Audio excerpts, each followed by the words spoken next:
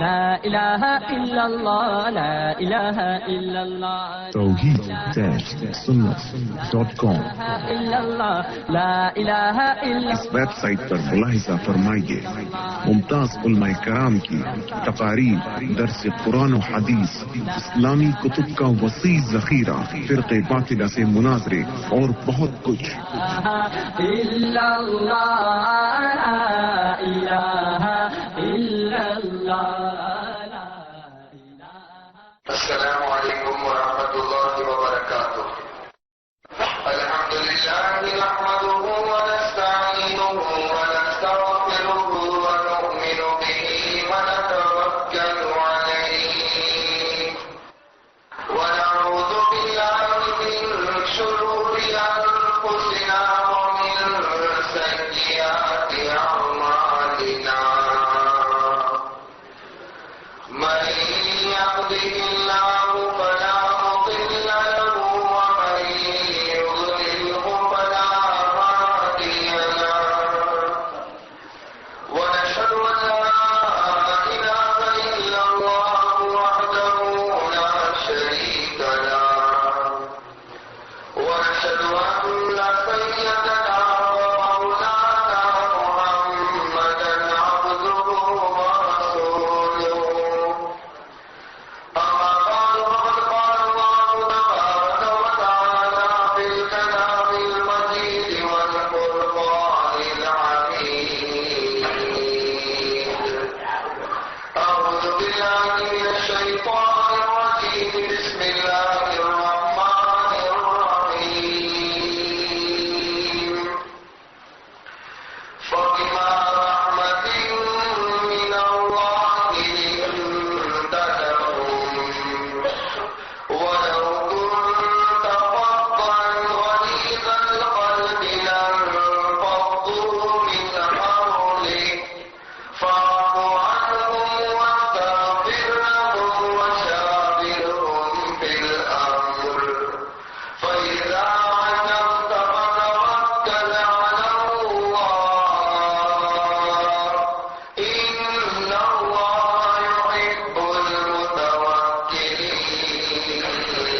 المتوكلين وقال رسول الله صلى الله عليه وسلم من كف غضبه كف الله عنه عذابه يوم القيامة صدق الله مولانا العظيم وصدق رسوله النبي الكريم ونحن على ذلك من الشاهدين والشاكرين والحمد لله رب العالمين۔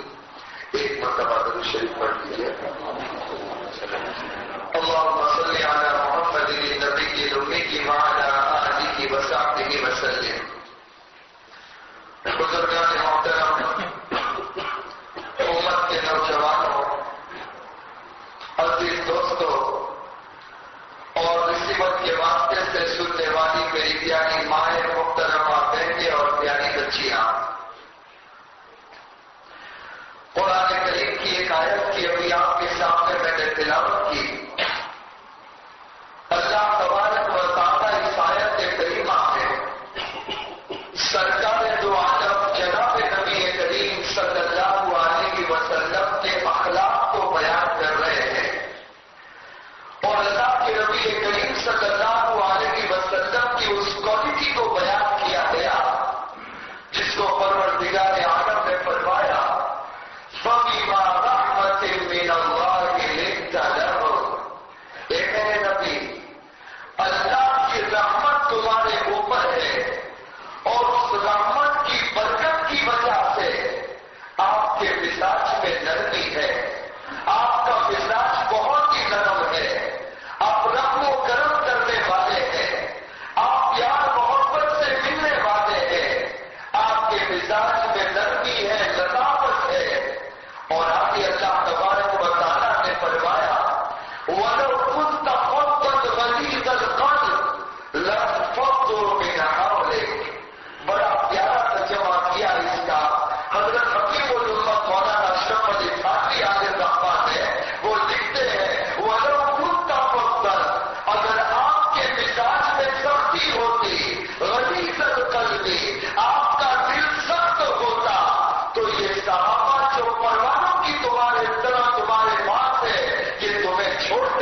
جاتے. وَلَوْ كُنْتَ فَظًّا غَلِيظَ الْقَلْبِ، اگر تمہارے مزاج میں سختی ہوتی، تمہارے مزاج میں غصہ ہوتا، تمہارے مزاج میں تدخل ہوتی، تو یہ صحابہ کرام جو تمہارے پاس ہے لَنفَضُّوا مِنْ حَوْلِكَ، تمہارے پاس سے چلے جاتے، کوئی تمہارے پاس نہیں بیٹھتا. لیکن اے میرے پیارے نبی، ہماری رحمت سے تمہارے مزاج میں رحمت ہے، نرمی ہے، پیار ہے، اب وہ درگزر ہے. اسی لیے یہ صحابہ کرام پروانوں کی طرح تمہارے ساتھ میں لگے رہتے ہیں. آگے اللہ نے اپنے محبوب صلی اللہ علیہ وسلم کو فرمایا کہ اے میرے نبی، اگر ان صحابہ سے کوئی غلطی ہو جائے فاعفوا عنہم، آپ انہیں معاف کر دینا. اور دیکھو، معاف کرنا کسی کی غلطی پر یہ بہت بڑی بات ہے، یہ اچھے اخلاق میں سے شمار کیا جاتا ہے. لیکن اے میرے نبی، آپ کے اخلاق تو سب کے اخلاق پر فائز ہے، اس لیے آپ صرف معاف مت کرنا، واستغفر لہم، ان کے لیے مغفرت کی دعا بھی کر دینا، معاف بھی کر دینا، اور معاف کر کے مغفرت کی دعا بھی کر دینا، تاکہ جو غلطی ہوئی وہ معاف بھی ہو جائے اور اللہ تعالیٰ کے یہاں ان کا حساب کلیئر ہو جائے. تو فاعفوا عنہم واستغفر لہم. اور اتنا ہی نہیں، اللہ کے نبی علیہ السلام کو فرمایا آپ نے انہیں معاف کر دیا، آپ نے ان کے لیے مغفرت کی دعا کر دی، لیکن انہیں تو نہیں پتا ہے، ان کے دل میں شاید یہ بات آئے میری جو مسٹیک تھی، میری جو غلطی تھی، اللہ کے نبی نے پتا نہیں دل سے معاف کیا یا نہیں کیا، میری مغفرت ہوئی یا نہیں ہوئی، ان کے دل میں تو کوئی بات نہیں ہے. اس لیے آگے فرمایا وَشَاوِرْهُمْ فِي الْأَمْرِ، کہ اے میرے محبوب، جس نے غلطی کی ہے اسے معاف بھی کر دینا، اس کے لیے مغفرت کی دعا بھی کرنا، اور اتنا ہی نہیں ان سے مشورہ بھی لے لینا اور اپنے مشورے میں انہیں شریک بھی کر دینا. جب آپ انہیں مشورے میں شریک کرو گے، ان سے ان کا اوپینین پوچھو گے، انہیں بہت خوشی ہوگی کہ اللہ کے نبی صلی اللہ علیہ وسلم مجھ سے مشورہ فرما رہے ہیں، مجھ سے معاملہ پوچھ رہے ہیں. تو ان کے دل میں جو کچھ بھی بات ہوگی سب نکل جائے گی، ان کا دل خوش ہو جائے گا. تو آپ معاف بھی کر دو، مغفرت کی دعا بھی کر دو، ان سے مشورہ بھی لے لو. فَإِذَا عَزَمْتَ فَتَوَكَّلْ عَلَى اللَّهِ، لیکن اے میرے نبی، کرنا وہ جو تمہارے دل میں ہے، اور جو تمہارے دل میں بات آئے اس بات کے اوپر عمل کر دینا. فَتَوَكَّلْ عَلَى اللَّهِ، ادھر عمل کرنا، ادھر اللہ پر بھروسہ کر دینا. إِنَّ اللَّهَ يُحِبُّ الْمُتَوَكِّلِينَ، اللہ تعالیٰ بھروسہ کرنے والوں سے محبت کرتا ہے. یہ آیت کریمہ تھی جس کی ابھی میں نے تلاوت کی تھی. اس آیت کریمہ سے ہمیں یہ معلوم ہوا کہ جناب نبی کریم صلی اللہ علیہ وسلم کے مزاج میں نرمی تھی. اب وہ درگزر کا معاملہ تھا، اب پیار سے پیش آتے تھے، اور خود اللہ کے نبی علیہ الصلوۃ والسلام نے فرمایا فَلَا يَكُنْ عَلَى الْمُؤْمِنِينَ غَلِيظًا وَلْيَكُنْ عَلَى الْمُؤْمِنِينَ رَحِيمًا. ایمان والو، اللہ کے نبی علیہ السلام فرماتے ہیں کہ وہ دن جب قیامت کا میدان قائم ہوگا، ہر ایک نفسی نفسی کے عالم میں ہوگا، ہر ایک کو اپنی جان کی پڑی ہوگی، لوگ مدہوشی کے عالم میں ادھر سے ادھر گھوم رہے ہوں گے. اللہ کے نبی علیہ السلام نے فرمایا اس وقت اللہ کے کچھ ایسے بندے ہوں گے جو عرش کے سائے میں ہوں گے، عرش ان کے اوپر ہوگا، عرش کا سایہ ہوگا، بڑے اطمینان سے ہوں گے، بڑے آرام سے ہوں گے، عرش سے ان پر سایہ کیا ہوگا. اور یہ وہ لوگ ہوں گے جن کے بارے میں اللہ کے نبی علیہ السلام نے فرمایا کہ جو ایمان والوں کے ساتھ میں پیار و محبت کا معاملہ کرتے ہیں، نرمی کا معاملہ کرتے ہیں، معافی کا معاملہ کرتے ہیں، حلیم اور بردبار ہے. اور وہ لوگ ہوں گے جو ایمان والوں کے ساتھ سختی کا معاملہ نہیں کرتے، جو باتوں باتوں میں غصہ نہیں ہو جاتے، جو باتوں باتوں میں لڑ نہیں پڑتے، جن کے مزاج میں سختی نہیں ہے. یہ وہ لوگ ہیں جن کو اللہ تبارک و تعالیٰ کل عرش کا سایہ نصیب کرے گا. تو اس قرآن کی آیت اور اس حدیث پاک، ان دونوں سے یہ بات معلوم ہوئی کہ اچھے ایمان والے کی علامت یہ ہے کہ جو باتوں باتوں میں غصہ نہ کرے،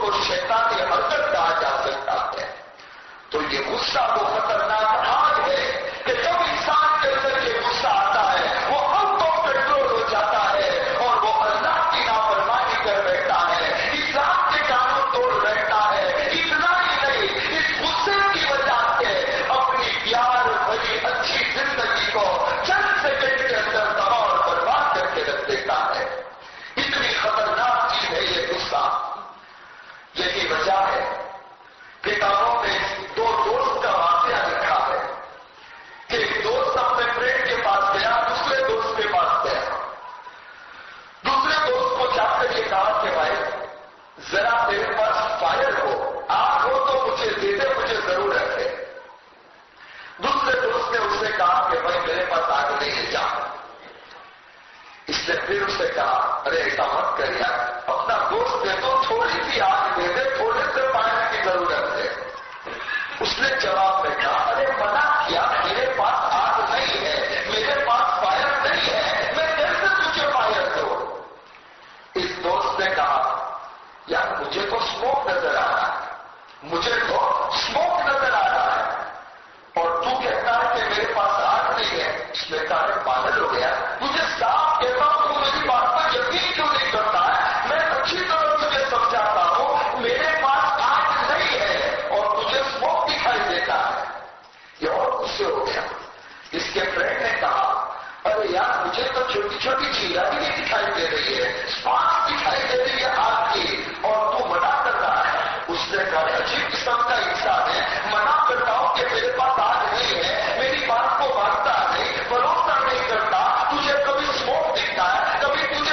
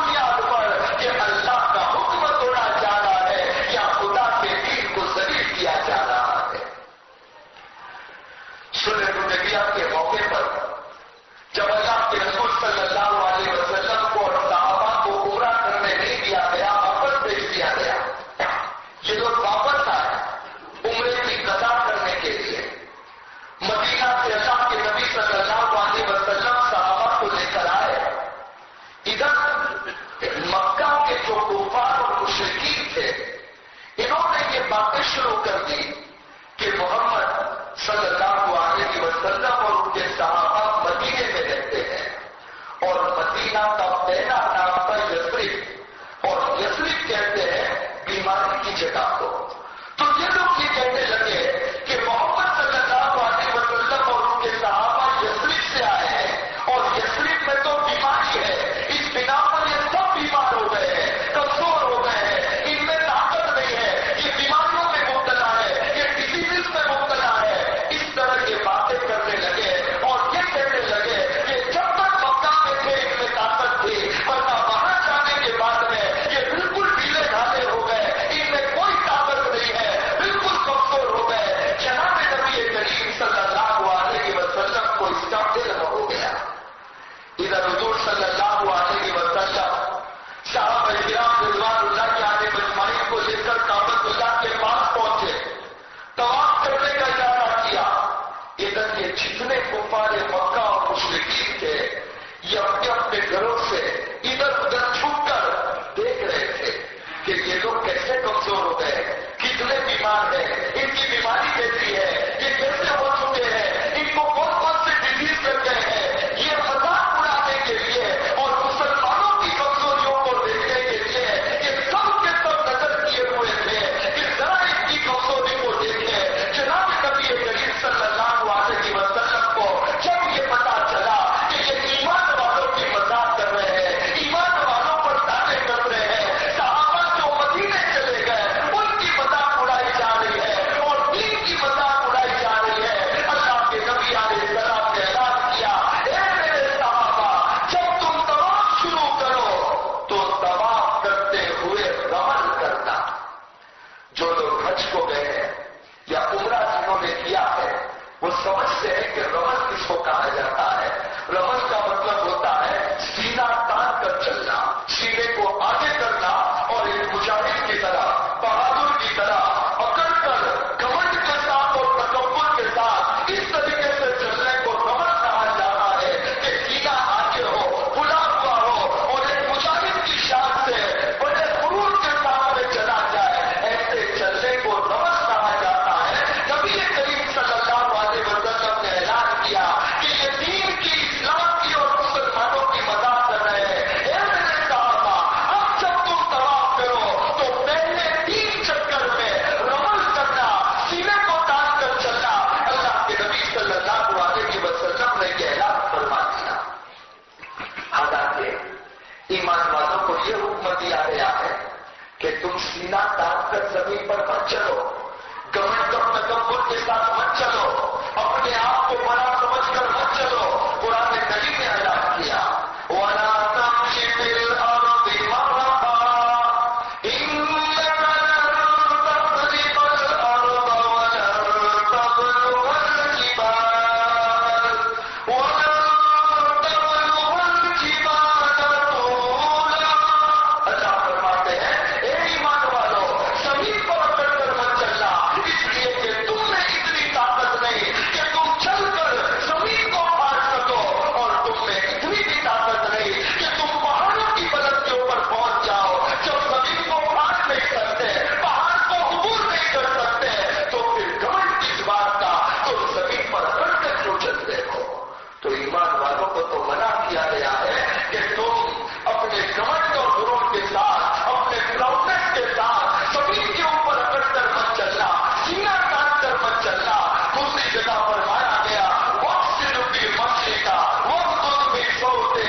ईमान वालों, जब तुम चलो मयान रवि से चलो, बिल्कुल मस्ती के साथ चलो, घमंड और तकब्बुर नहीं होना चाहिए। बल्कि अल्लाह ने उन लोगों की कुरान में तारीफ की जो जमीन पर बहुत ही तवाज़ु के साथ चलते हैं। फरमाया गया, वो इबादुर रहमान लज़ीना यमशून अलल अर्दि हौना, ये अल्लाह के बंदे वो हैं जो जमीन पर नरमी से चलते हैं, जो जमीन पर बिल्कुल तवाज़ु और इत्तिसाली के साथ चलते हैं। तो हमारे मज़हब ने मना किया, घमंड से चलना ये जायज नहीं है, सीना तान कर चलना ये हराम है, ये अल्लाह को नाराज करना है। ईमान वालों को तो तवाज़ु और इत्तिसाली के साथ में चलना है। तो एक तरफ तो इस्लाम मना करता है, लेकिन इस वक्त जब ये तवाफ हो रहा है, ईमान वालों की मजाक उड़ाई जा रही है, ईमान वालों को कमजोर समझाया जा रहा है, ईमान वालों के साथ में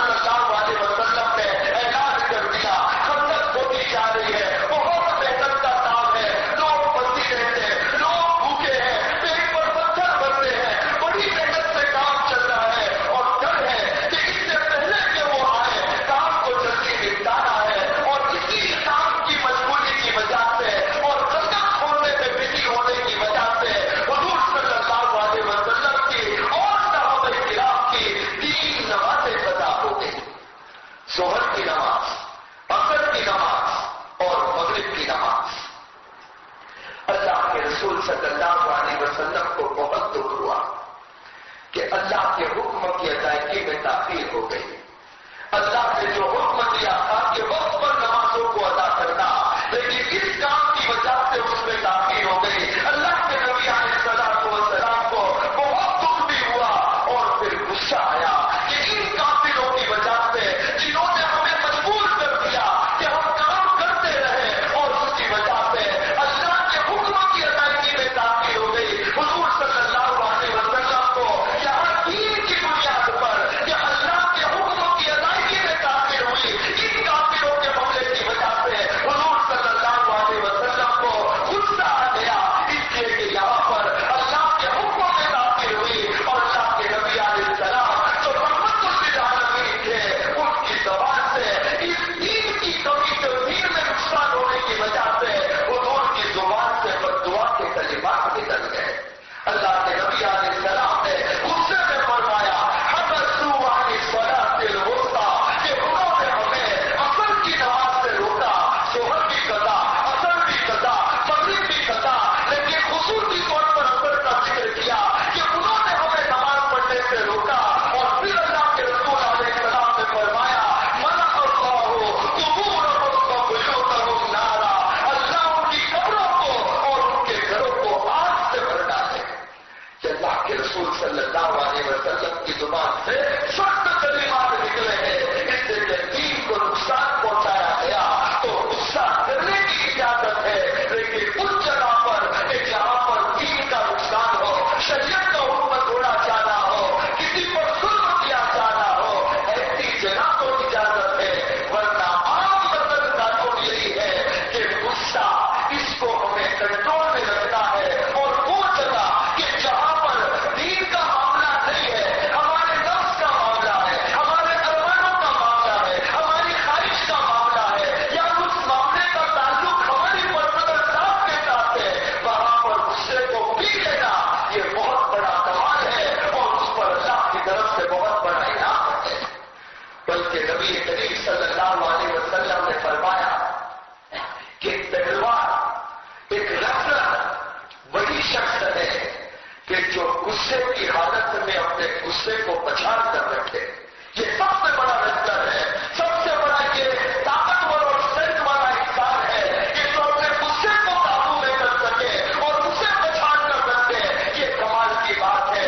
اللہ معاف کرے، آج ہمارا غصہ دین میں تو ہمیں غصہ نہیں آتا، مذہب کا تعلق ٹوٹے تو غصہ نہیں آتا، حرام کاری کے گھر والے مبتلا ہو تو غصہ نہیں آتا، لیکن اپنے حساب کے خلاف کوئی بات ہوئی، اپنے ارمانوں کے خلاف کوئی بات ہوئی تو اس وقت کیسا غصہ جاتا ہے. اور غصہ ایسا غصہ کہ غصے میں آ کر ہم آپے سے باہر ہو جاتے ہیں، غصے میں آ کر ہمارے سماج سے گندی گندی گالیاں نکلنے لگتی ہے، غصے میں آ کر ہم لوگوں کو مارنے کے لیے ہاتھ اٹھا دیتے ہیں. یہ اسلام ہمیں نہیں سکھاتا.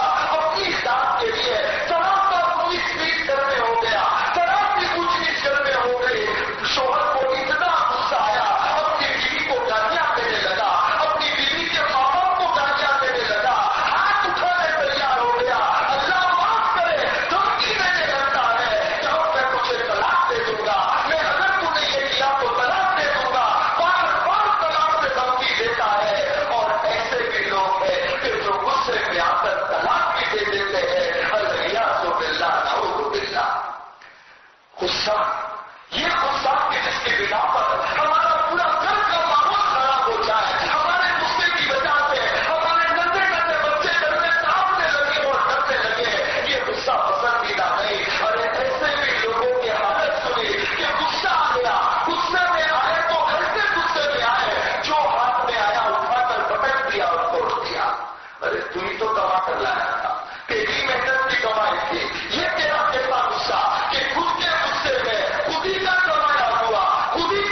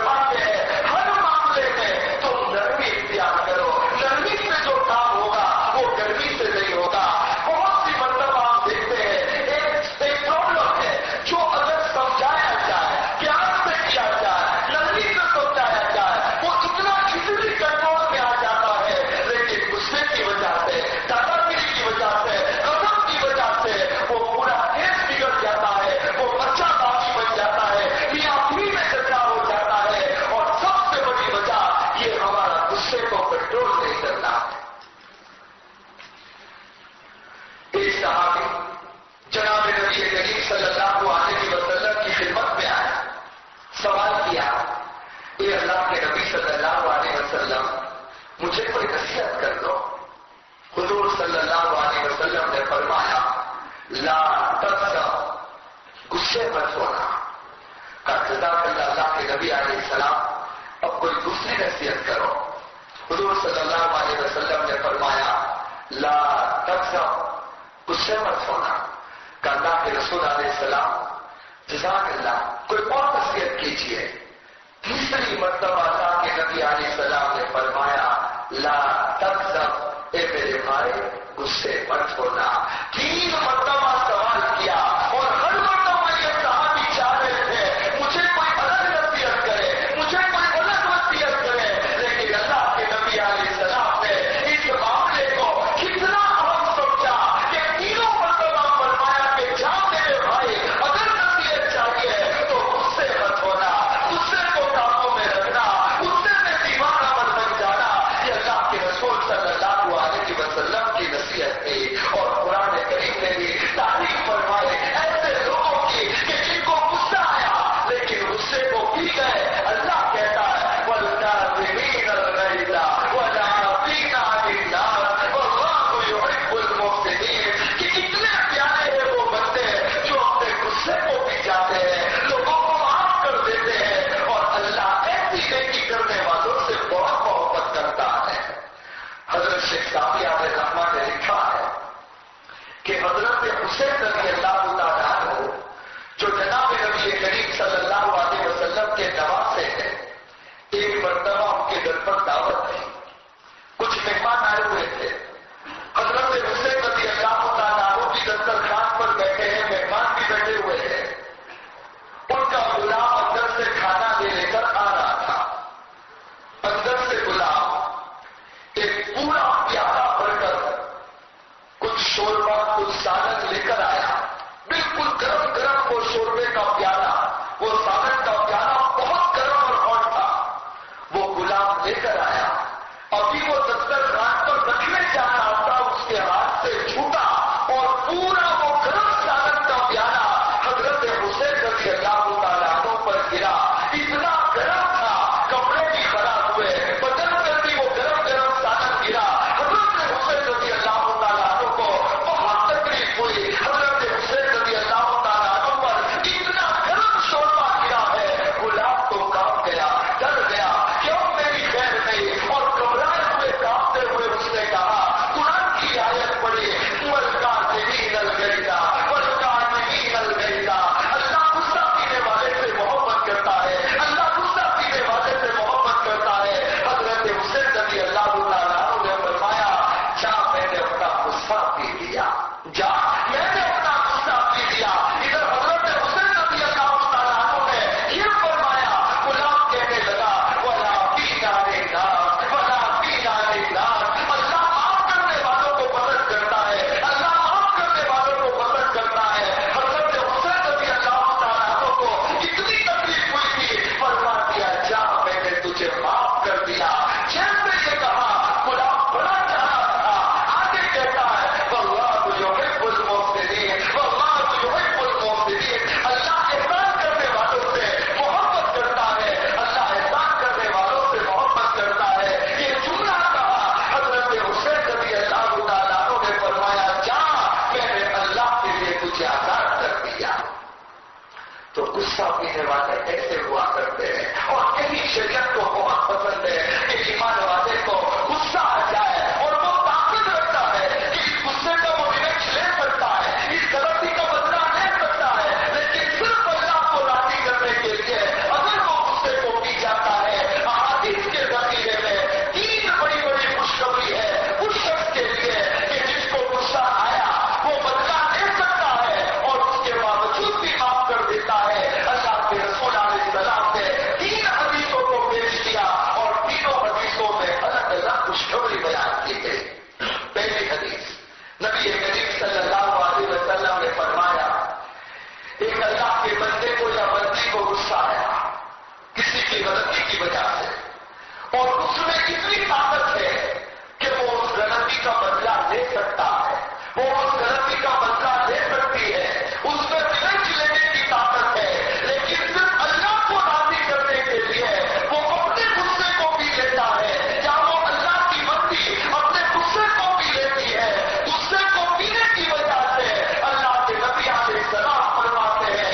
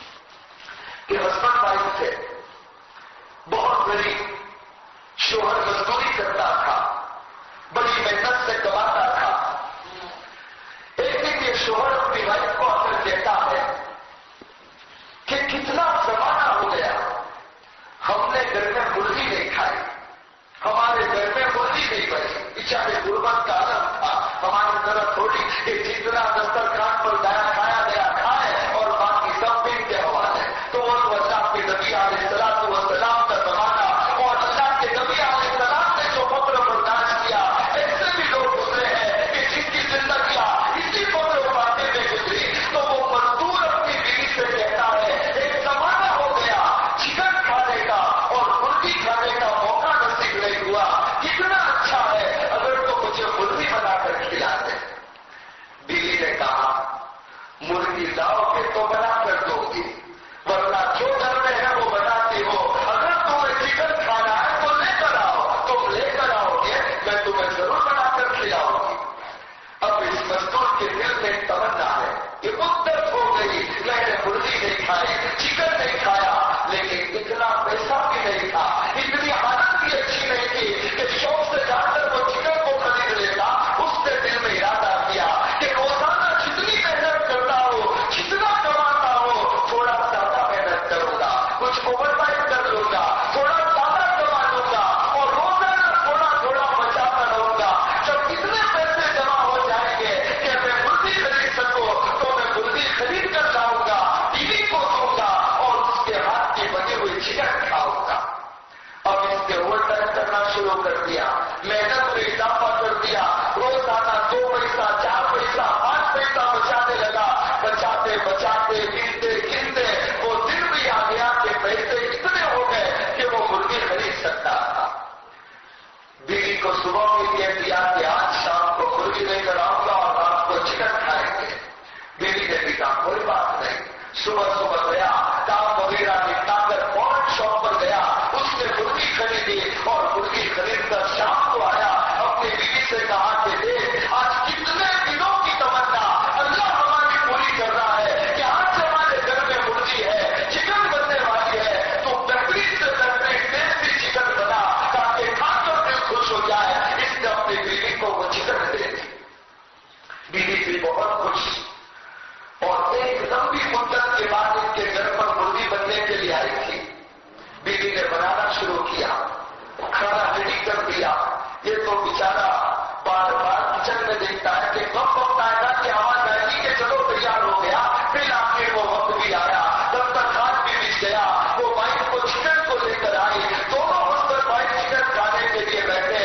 یہ بہت خوش ہے. حضرت خان میں علیہ الرحمٰن نے لکھا سوچو کہ کتنی مدت سے انتظار کر رہا تھا، آج اس کے دسترخوان پر پکی ہوئی چکن تھی، بہت خوش تھا. اس نے چکن کا ایک ٹکڑا لیا، اپنے منہ میں ڈالا. جیسے ہی منہ میں ڈالا تو پتا چلا اتنا نمک ہے، اتنی سالٹڈ ہے، اتنا نمک میری بیوی نے ڈال دیا ہے کہ ایک نوالا اترنا بھی مشکل ہے. اب سوچو کہ جو اتنے دن سے تمنا کرتا ہو، جس نے اتنی محنتیں کی ہو، اتنی دیر سے کچن کو گھول گھول کر دیکھ رہا ہو، جو چکن کے آتے اس پر حملہ کر بیٹھا ہو اور جب اس نے پہلا نوالا کھایا وہ بھوک ہے، لیکن چکن اتنی سالٹ ہے، اتنا نمک اس کے اندر کہ ایک نوالا اس کے لیے اتارنا مشکل تھا. بیچارہ بہت پریشان ہوا. 1-2 نوالے بڑی مشکل سے کھائے، اللہ کا شکر ادا کیا، کچھ نہیں بولا، ہاتھ دھو کر رات کو سو گیا. حضرت خانوی علیہ الرحمٰن نے لکھا ہے مدت گزر گئی، اس کا انتقال ہو گیا. کسی اللہ والے نے اسے خواب میں دیکھا. اس اللہ والے نے پوچھا میرے بھائی کیسی گزری؟ کہنے لگا کہ اللہ نے تو میرے لیے جنت کا فیصلہ کر دیا. اللہ والے نے پوچھا کون سا ایسا عمل کر کے گئے تھے جس پر خدا کو تمہیں پر پیار آ گیا اور تمہارے لیے جنت کا فیصلہ ہو گیا؟ حضرت خانوی علیہ الرحمٰن لکھتے ہیں کہ خواب میں وہ مزدور اس اللہ والے کو بتلاتا ہے کہ میرے خدا نے مجھ سے یہ کہا کہ اے میرے بندے مجھے وہ دن یاد ہے تو بہت تمنا کے ساتھ میں اس مرغی کو کھانے کے لیے بیٹھا تھا، بہت محنت سے کما کر لایا تھا، لیکن میری بندی